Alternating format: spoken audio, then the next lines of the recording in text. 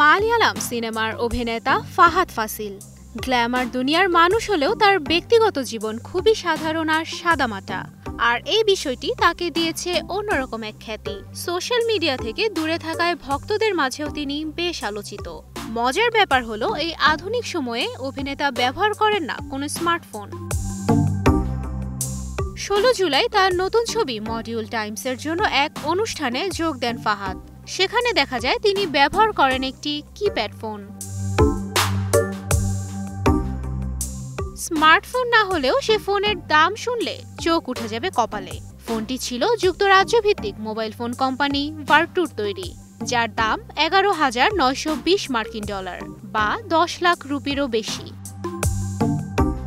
ফোনটির মডেল বাজারে আসে 2008 সালে।